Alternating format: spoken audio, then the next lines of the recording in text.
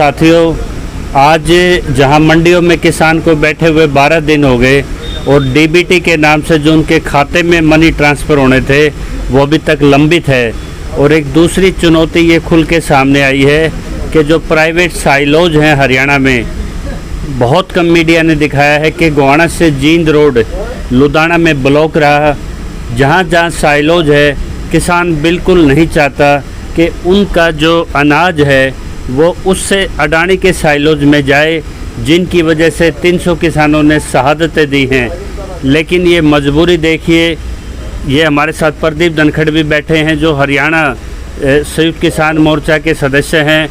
गुरनाम चडूनी जैसे, अभिमन्यु कोहाड़ जैसे नेता हरियाणा से आते हैं। लेकिन मजाल है कि किसी एक नेता ने भी, वो किसान एक आह्वान के इंतज़ार में बैठे हैं कि एक आह्वान हो जाए और हम इसमें अपने अनाज को नहीं डालना चाहते। और अगर इस अनाज को अगर नेतृत्व से कोई आह्वान हो जाता तो ये लगा लो कि जो एफसीआई ने बिल्कुल लिखित रूप से पूरी आढ़तियों को ये डायरेक्शन दी है कि आप मानकों में कटौती की गई है कि गेहूँ इतना सूखा होना चाहिए, इतना आकार का होना चाहिए, और वो सीधा साइलोज के लिए वो उसको डिपोर्ट कर रहे हैं। तो अगर ये डिपोर्ट रुक जाता तो बार बार हमने ये बात उठाई है कि जो ये तैयार साइलोज हैं, एफसीआई क्यों इसको अधिग्रहण क्यों नहीं कर लेती। और जो इसमें 2020 में एक जो करार हुआ था 40% स्टोरेज एफसीआई के पैकिंग से ही जाएगा और वो उनका स्टोरेज प्राइवेट हाथों में जा रहा है। बड़ी बड़ी बातें की थी टिकैत साहब ने, गौशाला बना देंगे, साइलोज उखाड़ देंगे। लेकिन जब पत्रकार उनसे पूछते हैं वो यू टर्न मार जाते हैं। और जितना भी 2022 में पंजाब में चुनाव है तो बॉर्डर पे बैठ के एक चुनाव लड़ा जा रहा है, कोई भी अडानी के सामने एक बड़ी घोषणा के लिए तैयार नहीं होता। या तो सरकार एफसीआई उसे अधिग्रहण करे और एफसीआई जो 8,000 करोड़ घाटे में है वो भी ज़िंदा हो जाएगी और मंडियाँ भी ज़िंदा रह जाएंगी। तो जो आशंका थी पहले कि मंडी से बाहर मंडी, तो वो एफसीआई के माध्यम से अब उसका प्रयोग हो रहा है। इससे ज़्यादा इतिहास में काला दिन हो नहीं सकता।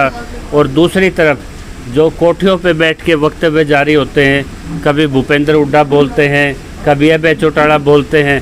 मजाल है जिसको भी आप अपना किसान हितैषी मानते हैं, एक भी बड़ा नेता इस पे 2 शब्द बोलने के लिए तैयार नहीं, क्योंकि उन्हीं से चंदा लेना है, उन्हीं के डिफेमेशन से बचना है। तो ऐसी स्थिति मेरे ख्याल में इतिहास में नहीं बनी। तो एक लाचार है किसान चारों तरफ, और ये उस नेतृत्व को हम इस वीडियो के माध्यम से कॉल दे रहे हैं। यदि सामने अडानी है तो मोर्चे से किसान तो नहीं भागा, किसान ने शहादत दी है, किसान ने अपनी जान भी दी है। लेकिन नेतृत्व जिस तरह से पैरालाइज होके और उनके एफसीआई के दरवाजे पे धरना देने का उन्होंने आह्वान भी पीछे किया, वो कार्यक्रम भी रखा, लेकिन किसी के मुंह से एक शब्द नहीं आया कि जो साइलोज जो तैयार हैं वो एफसीआई के नहीं, एफसीआई तो खुद इसमें विक्टिम है, वो आपके अडानी साइलोज के हैं। तो किसान लड़ने के लिए तैयार है, क्योंकि किसान के पास खोने के लिए कुछ बचा नहीं। तो नेतृत्व के नाम पे ये जो जितना भी है, चाहे संयुक्त किसान मोर्चा है, चाहे हरियाणा किसान मोर्चा है, कुछ साथी वहाँ पे गए हैं, उन्होंने वहाँ के डिटेल्स इकट्ठे की, लेकिन ना नेतृत्व ने उसको अच्छे से दोनों हाथों में लिया। तो ये डूब मरने की बात स्थिति है। और नेतृत्व अगर मोटे मोटे केस की फाइलों के दबाव में है तो एक कदम पीछे हट जाए, किसान अपना मोर्चा स्वयं ले लेगा। और इसी बीच में हमारी खाप परंपराएं, जब संयुक्त किसान मोर्चा का एक फैसला हो गया कि भाई पक्ष विपक्ष हम सब की राजनीति दुकानें बंद कर देंगे, सिर्फ किसान की राजनीति देश में चलेगी, या तो हमारी बातें स्वीकार कीजिए, नहीं कि आपका बायकाट है। लेकिन जिस तरह कल दादरी में प्रयोग हुआ, पीछे रोहतक में प्रयोग हुआ, तो हमारे खाप के प्रधानों को हम इसलिए चुनते हैं कि राजनीति की चोट सहने के लिए समाज में हमारे अगुवा बने। यदि उनको राजनीति करनी है, उनकी मेंबरशिप लेनी है, छोड़ दें वो खाप की सीटें।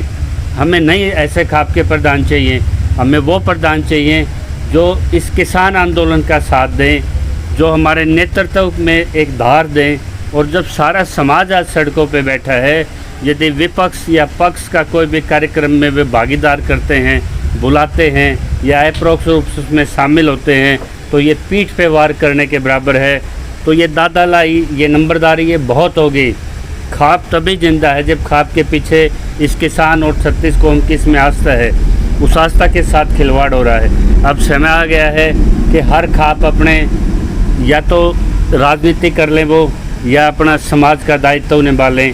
एक पद उन्हें रखना पड़ेगा। और स्टेज से भी अब सीधा क्लियर है, यदि स्टेज आके कोई ये कहे कि मैं किसी खाप का प्रधान हूँ तो उसको पहले एमएलए की सीट छोड़नी पड़ेगी।